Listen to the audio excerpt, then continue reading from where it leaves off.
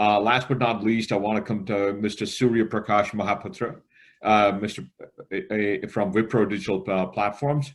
Mr. Mahaputra, if you're here, I'd love to hear your perspective about outcome-based education, but also very specifically looking at today we live in a world of data and technology. How do you see outcomes from that perspective? And if you can add to that, we'd love to hear your thoughts about that. Sure. I thank you very much, Professor, for this wonderful opportunity. And I would like to thank the institution for giving me this opportunity to be part of this panel discussion. A disclaimer is I'm not an academician, though the topic is outcome-based education. I am a corporate L&D practitioner. Though I'm not an academician, I'm a practitioner, while most of you in the audience may be from the academy. I very strongly believe that we have great synergies between academics and the corporate world, and it's very relevant in the context of outcome-based education. In my opinion, our corporates should become schools so that we can provide lifelong learning to people. And our schools should become like corporates so that you can, or the schools can really provide the real life experience. I think that's the transformation that we need to drive in each other.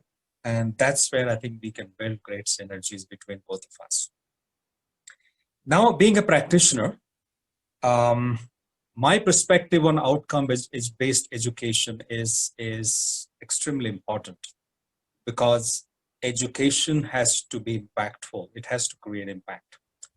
And it has to result in the fact that the learners are in a position to deliver what they're expected to deliver. They're able to do what they're expected to do. But when it comes to education, whether it is the corporate education or we're talking about the universities or our B schools or engineering schools, unfortunately, I think education has been largely cognitive and we have forgotten the affective domain. For somebody to create outcomes, or for education at the end of the process to drive outcomes, it's important that we'll have to impart knowledge, skills, and competencies. And when we talk about competencies, and it's important that we also need to keep in mind the softer aspects, the attitudinal aspects, the mindset.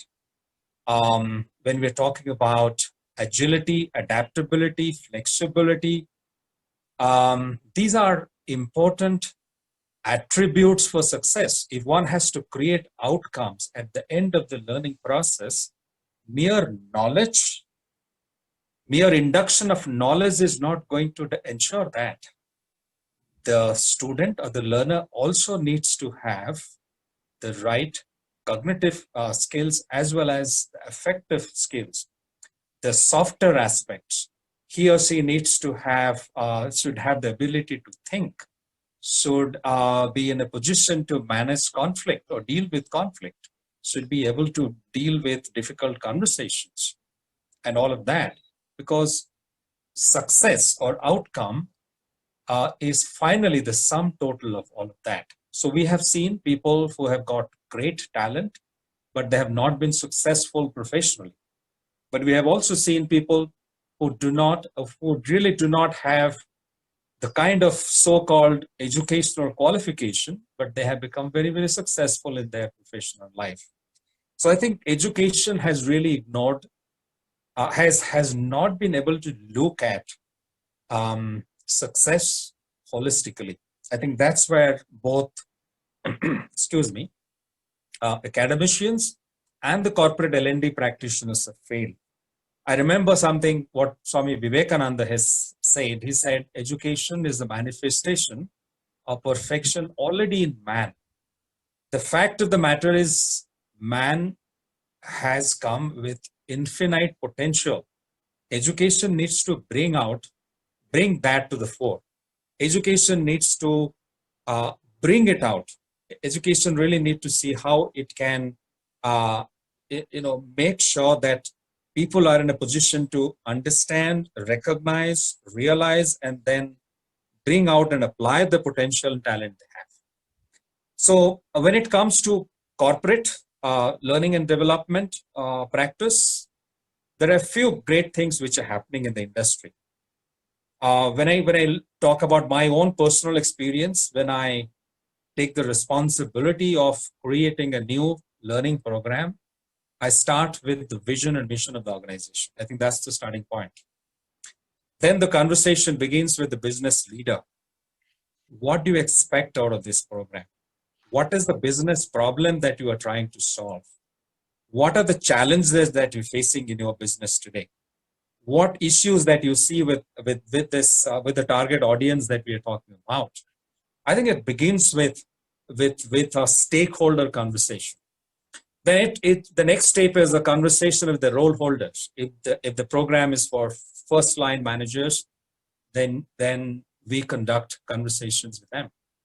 If the program is for mid-level managers, then we have conversations with them. So we start by understanding what the problem is, understanding what the issues are, then clearly defining what are the expected outcomes of the program, then getting a sign-off, not just from the senior leadership, but also from the supervisors of the target audience. So the first level managers are going through a particular program, their supervisors also are bought into the program, because I think it's a complete collaborative effort where everybody's skin is in the game. Every stakeholder has to be involved in this learning journey, not just the leadership, but not just the employees who are going through the program, their supervisors, because they have to make sure that they create the right environment, they release people for the learning interventions, they create opportunities at the workplace where they can go back and apply what they learn in the classroom or in the learning journey. I think that stakeholder alignment is absolutely important. That's something that we very strongly drive. We work with them to get their buy-in and commitment. I think commitment in terms of time, because education, whether it is in the corporate or in the university, it's about discipline, it's about commitment of time. If that commitment is not there, if that motivation is not there, and also if that why is not established, the vision of the organization, and the why aspect of my learning, if that has not been established, then the program is going to fail. It's not going to become effective. So I think these are some of the things that we look at when we really stitch together a learning journey. Our learning journeys are a combination of classroom sessions delivered by experts, also self-driven learning, projects, assignments, mentoring, group collaborative learning, and also social and peer-to-peer learning. So we stitch together all of this to make sure that learning is a holistic experience. No matter whatever the processes that we talk about, the Bloom's taxonomy that we talked about, essentially learning happens when we keep our sense organs alert to receive those signals, to receive those inputs, whether it's a visual, whether it is a podcast or a story or a lecture, creating opportunities for the learner to reflect on what he or she has received, and then giving them an opportunity to create their own hypothesis and then creating their own ideas and concepts out of it, and then giving them an opportunity to apply. I think, gathering, reflection, creation, and testing, these are the steps that we very meticulously follow to make sure that people learn, because if reflection does not happen, people are not going to learn, because the human mind is not an empty vessel which you will open and then fill in with information, facts, concepts, and ideas. It's also it's a flame which has to be ignited. So people have to be their brains have to be ignited, challenged. They need to be given enough opportunity to reflect. I think that essentially can lead to application testing and then outcomes.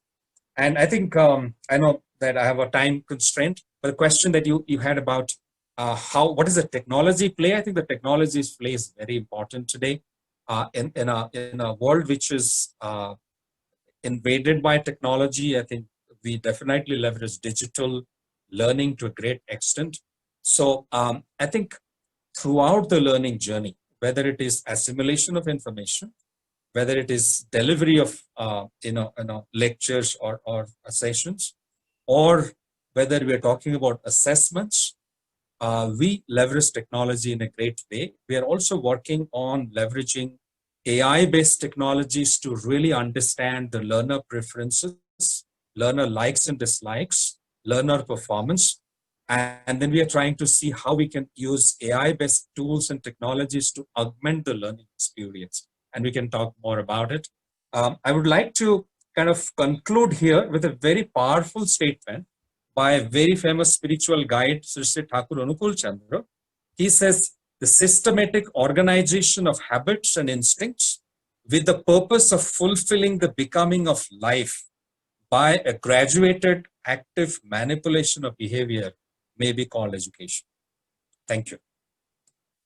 Well, thank you very much for your very thoughtful and reflective comments. I know the focus on learning journey, I think it's a very important idea, that it is not just one or two things, but it is continuous journey.